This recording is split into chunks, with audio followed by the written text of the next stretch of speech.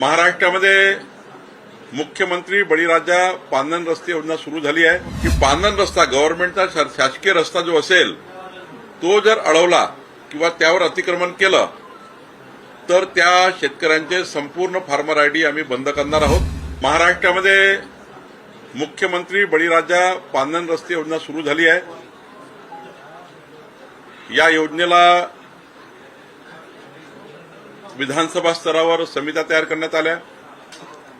रस्त्याची मोजणी करणे, रस्त्याला क्रमांक देणे आणि मग रस्त्याचं बांधकाम करणे आणि मोजणी झाल्यानंतर बाउंड्रीला झाडं लावून त्या ठिकाणी बाउंड्री फिक्स करणे म्हणजे कधी त्या ठिकाणी रस्त्याचं अतिक्रमण होणार नाही। की पांदन रस्ता गव्हर्नमेंटचा शासकीय रस्ता जो असेल तो जर अडवला किंवा त्यावर अतिक्रमण केलं तर त्या शेतकऱ्यांचे संपूर्ण फार्मर आयडी आम्ही बंद करणार आहोत आणि त्यामुळे त्यांना कुठलीही शासकीय योजना मिळणार नाही।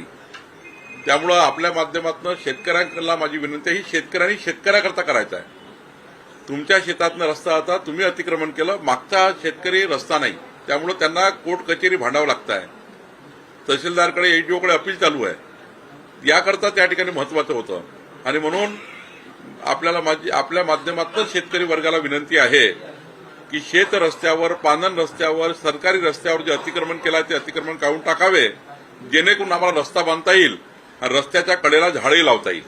देणगी किंवा दान करणाऱ्या जमिनी जी आहेत त्यासाठी स्टॅम्प ड्युटी लागणार नाही आहे, त्याचा फायदा कसा होईल मंदिरांना किंवा नाही? असं आहे की त्याच्यामध्ये नियम केलेले आहेत, कुठल्या व्यवहाराला किती स्टॅम्प ड्युटी द्यावी, कुठल्या व्यवहाराला किती द्यावी, आणि हा नियम केंद्र सरकारचा आहे। आयजीआर कायदा जो आहे केंद्र सरकारचा आम्ही फॉलो करतो, पण काही नियम करायचे अधिकार राज्यालाही आहे। जर काही एक्झॅम्पशन द्यायचे असतील आम्हाला, परवा आम्ही त्या ठिकाणी हरे राम हरे कृष्णा या एक चांगली संस्था आहे जी 1 लाख मुलांना, गरीब मुलांना अन्न देतं, गरीब मुलांना अन्न पुरवतं, अशा एका सेंटरच्या बांधकामाकरता स्टॅम्प ड्युटी आम्ही माफ केली आहे। असं आम्ही या ठिकाणी धर्मादाय संस्था असतील, मंदिराची प्रॉपर्टी असेल, ही प्रॉपर्टी चांगल्या पद्धतीने कायम राहिली पाहिजे आणि देवस्थानाची प्रॉपर्टी ही नियमित झाली पाहिजे, ते त्या ठिकाणी कायदेशीर बाबीमध्ये त्याला अंतर्भाव केला पाहिजे, म्हणून आपण हा निर्णय घेतोय। कधी कधी प्रॉपर्टी देवस्थानाकडे आहे पण थोडे पैसे नसल्यामुळे रजिस्टर झाली नाहीये